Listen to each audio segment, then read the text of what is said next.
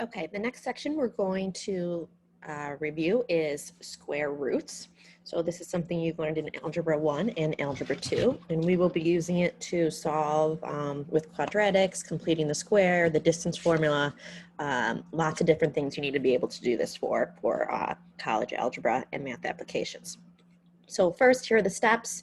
At the top, you're going to go ahead and write the value in radicand as a product of primes.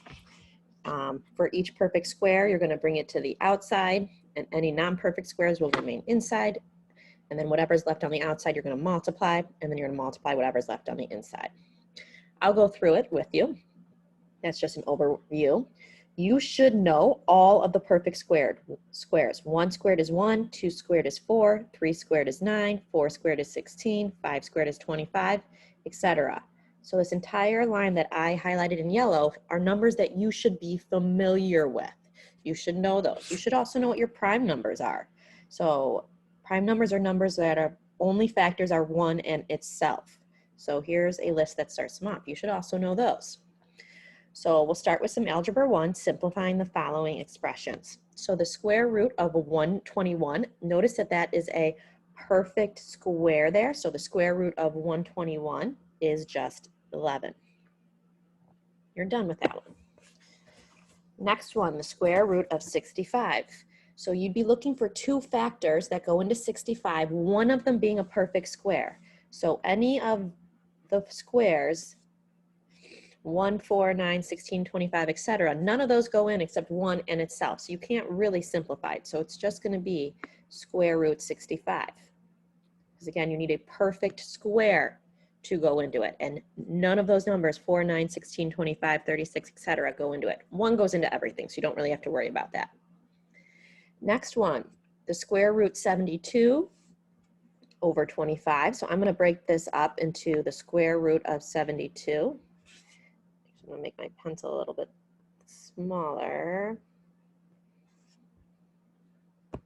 So the square root 72 over square root 25.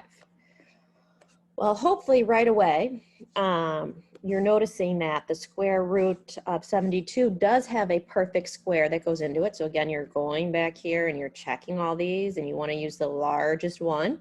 So hopefully you notice that it breaks up into the square root 36 times square root 2, because 36 times 2 is 72. Since square root 36 is a perfect square, it comes out and that becomes a 6. So square root 72 is really 6 square root 2, okay? And the bottom, the square root of 25, that's a perfect square, that's just 5. Then you look to simplify the outside. Does 6 over 5 simplify? And the answer is nope. So that is your final answer there. All right, part D, let's take a look. So again, you're looking for a perfect square. So if you look at the ones I circled above in red, a perfect square that goes into it is 100. So you can break that up into 100 times 5 is 500. Again, you have to pick a number where it's one of the perfect squares. We know the square root of 100 is really 10. So that comes out of the square root. So we have 10 on the outside and square root 5 stays on the inside. Okay, let's keep rolling. Let's take a look at the next examples. The next examples have variables in it. So you're looking for pairs when you want to take out a square root. You're looking for pairs to take out. So we'll start with the square root of 32. You're going to treat that exactly like we did before. So the square root of 32, when I look at those lists of numbers that I circled in red, it looks like 16 goes into 32. You want to pick the biggest one, so don't pick 4 and 8. Pick 16 and 2. So that breaks up into the square root of 16 times the square root of 2. And we know that the square root of 16 is really 4, so that's going to come out. So our answer is going to be 4. I'm going to leave some space here, and the 2 is on the inside. Now, what to do with the x to the 10th? So real quickly, what that means is if you have the square root of x to the 10th, you have 10 x's. That's what x to the 10th means. Square roots are about pairs. So you're looking to see how many pairs you have. So we have 1, 2, 3, 4, 5. So what that means is x to the 5th comes out of the square root. And if you look at the z's, we have z to the 4th. That means we have 4 z's. And if you're counting your pairs, that's 1, 2. That's 2 pairs. So 2 pairs come out. So that's z to the 4th. And maybe I'll write that with a little bit more space. 4x to the 5th, z to the 4th, square root 2. So that looks a little bit better with some more room. Again, this is not the first time you're seeing this. All right, let's go ahead and do part B together. Part B, 99, when I look at those circled numbers above, I know I can do 9 times 11. So I'm going to break up 99 into the square root of 9 times the square root of 11. I also know that the square root of 9 is 3, so that comes out. So my answer is going to be 3. I'm going to leave some space, and I've got an 11. Next, I look at the variables, a to the 7th. If you need to draw a picture, fine. Otherwise, think how many pairs would that be? And that would be 3 pairs with 1a left over. So if it's an odd number, you have a leftover. B squared is exactly 1 pair, so the b comes out, and there's nothing left inside. There's my final answer. If we take a look at part C, again, I'm going to split up that square root. It's really the square root of C over the square root of 49, because now it's pretty easy to see I can simplify something. We know the square root of 49 is a perfect square, so it's just 7, and you're done.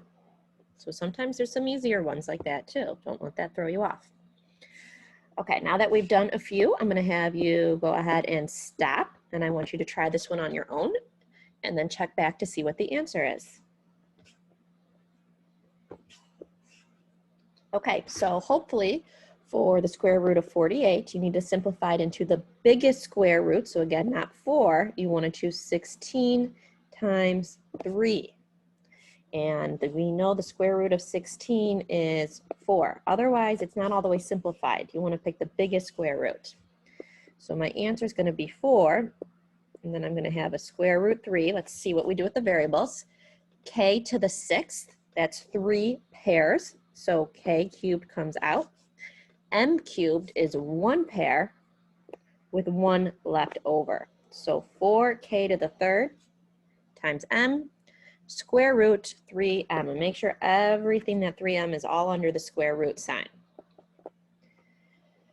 Okay, we're going to talk about adding, subtracting, multiplying, and rationalizing. So again, none of these topics are new. This is all review. So if we take a look at adding and subtracting square roots, the important thing is you need to make sure that you have like terms in a sense. So you need to have like square roots. That's what you're looking for, or like radicals. So the number that's inside of it needs to be the same. So part A, in a sense, is saying if we replace the square root 3 with an x, this is like saying 5x minus 1x, which is 4x. Well, it's the same idea here. If you put a 1 in front, it's saying 5 minus 1, which is 4, and then you still have that square root 3 because they're like terms. So that 3, that square root 3 does not change, and you can't combine them by adding or subtracting if they're not the same square root 3 or the same whatever it happens to be, the same radical. If they're not the same radical, see if you can simplify, because we always want to simplify our answers. So the square root of 18 breaks up into the square root of 9 times the square root of 2. And we know the square root of 9 is really 3. So we're going to have 3 square root 2 plus, okay, square root of 8. I can simplify as well. The square root of 8 breaks up into the square root of 4 times the square root of 2. We know that the square root of 4 is really 2. So this turns into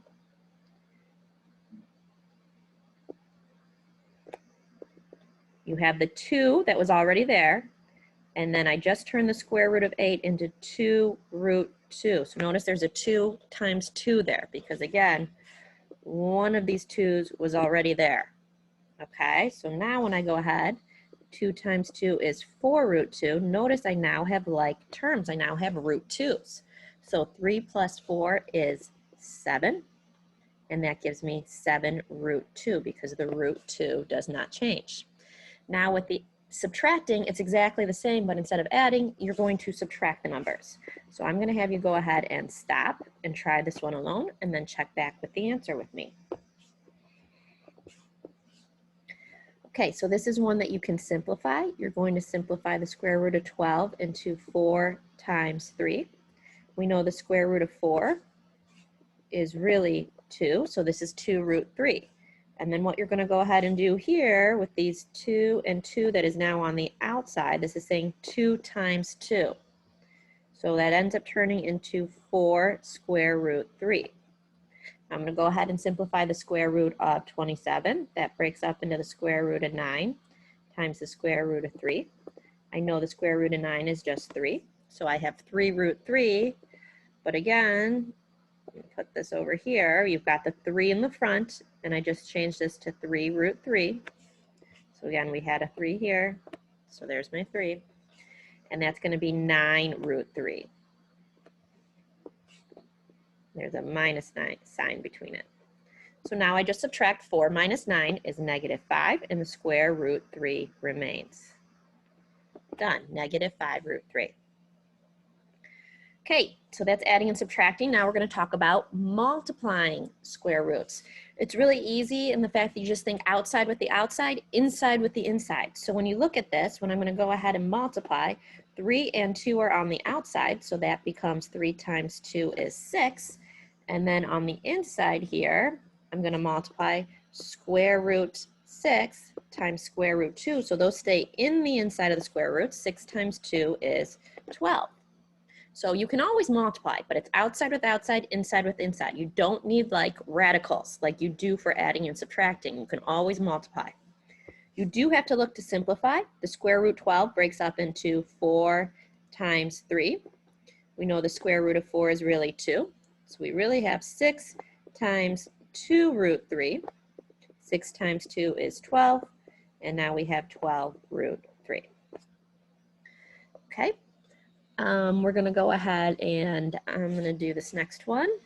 So 5 times negative 3, outside with outside, is negative 15. Inside with inside, 8 times 3 is 24. And then I'm going to look to simplify. Square root 24 breaks up into 8 times 3. Again, don't do 4 and 6 because 4 is... Wait, why did... No, hold on. Whoa. Not 8 and 3 because 8 is not one of my lists. It is going to be 4 and 6. Yes, 4 and 6. Because it has to be on our list. And 8 is not on the list, and neither is 3. So 4, which turns into 2. The square root of 4 is really 2. So we really have negative 15 times square root, oops, forgot my number here, times 2 root 6. So negative 15 times 2 gives me negative 30 square root 6. All right, last topic is going to be rationalizing square root. Rationalizing means you cannot have a square root in the denominator. Again, this is another topic you've already seen, and this is just review. So if you take a look at this, you cannot have a radical in the denominator. Right now we do. I see square root 3. So to get rid of square root 3, we're going to multiply it by square root 3. Now you might ask why, and the reason why is if you look at the bottom, square root 3 times square root 3 is, and you can show this step or not, is square root 9, and the square root of 9 is really just a 3. So notice by multiplying whatever is in the radical by itself, it's going to end up simplifying to just a number without a radical, because square root 3 times square root 3 is square root 9. The square root of 9 is just 3. The top, when you multiply, again, you're just multiplying straight across when you multiply. 2 times root 3 is simply 2 root 3. And then you look to simplify. Outside with outside. Does 2 over 3 simplify? No. And square root 3 is simplified. You cannot break that down. So that's the answer there. Let's take a look at the next one. So the next one I'm going to go ahead and using that same logic, I'm going to multiply by root 8 over root 8.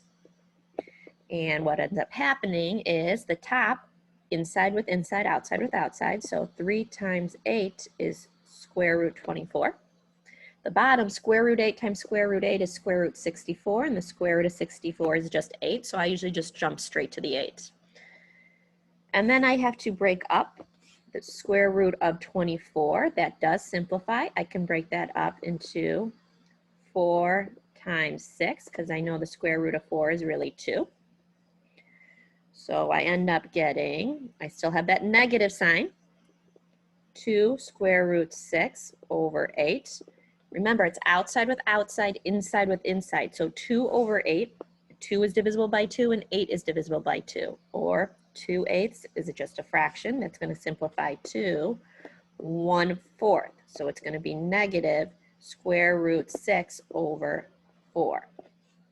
There's no other answer. That's exactly what you should have. All right. For the next one, I'm going to go ahead and do as well, because there's a trick here. You might be thinking, oh, I should multiply by root 2, and that would work. But there's a much easier answer here, because square root 6 is in a radical and square root 2 is in a radical, and it's all multiplying and dividing. There is no adding and subtracting. That's the important thing. Because there's no adding and subtracting, you can go ahead and simply divide the inside with the inside. So the square root of 6 divided by the square root of 2 is the square root of 3, and you're done. Again, you could have rationalized and multiplied by root 2 over root 2, and you would eventually get to the same answer. But because there is no adding or subtracting, I can go straight into simplifying those numbers. All right, and I think that is it for me. All right, get some practice with your Math Excel in the warm-up, and we will be doing those things in class. Okay, bye.